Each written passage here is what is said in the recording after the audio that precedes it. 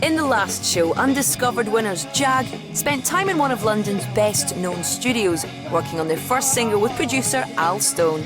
In the end, the band didn't like Al's version as much as their original demo done in Amsterdam. Now the boys are waiting around to see if their record label are going to put their hands in their pockets again and pay for them to re-record it with their Dutch producer JB. We'd previously worked with JB and we just felt there was more of a vibe in the studio.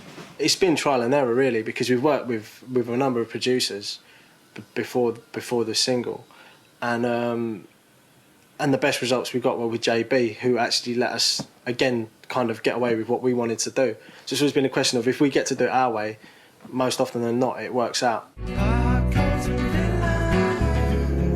Like many new bands, Dan applies the DIY approach to everything.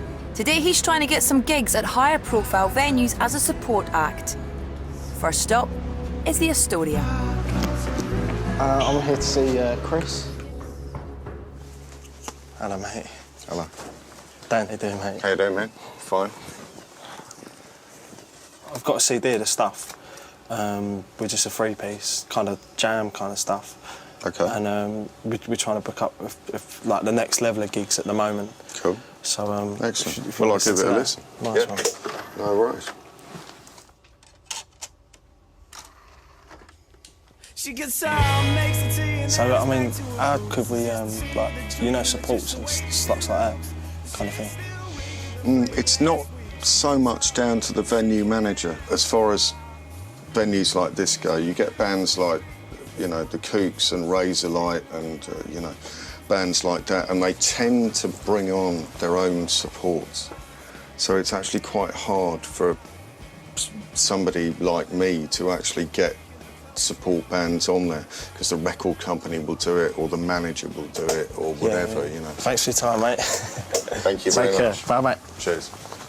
I get demos every day, and, there's lovely letters there going, we sound like this, and we've played this, and we've sold out the Chichester Arms in Barnsley or something, but it's very much who you know.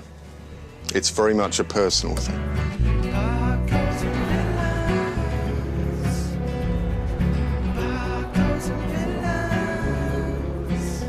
Dan is used to rejection, and the only way to get bookings is to keep at it.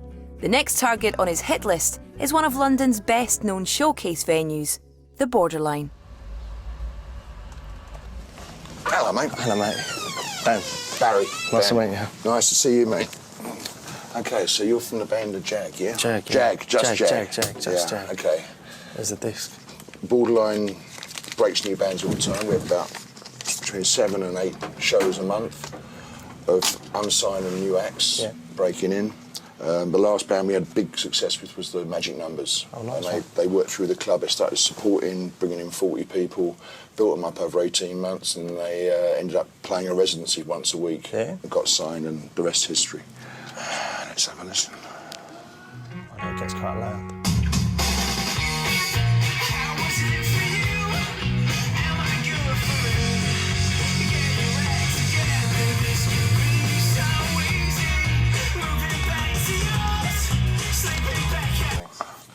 How it works is that I put 3 bands on a night.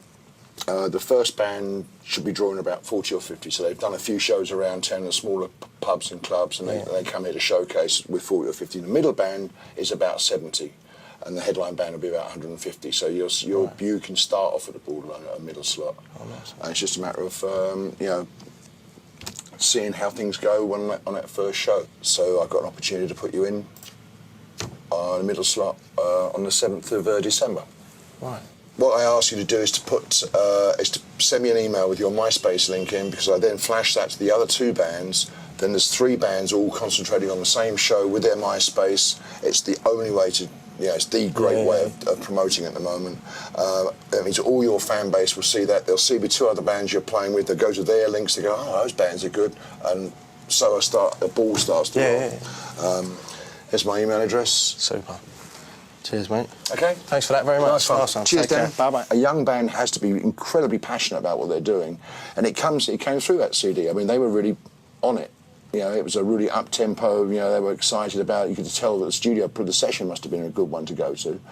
And on top of that, now there's plenty of bands that had that passion but haven't done the groundwork to build their numbers up as far as an audience is concerned. And that's what I'm looking for.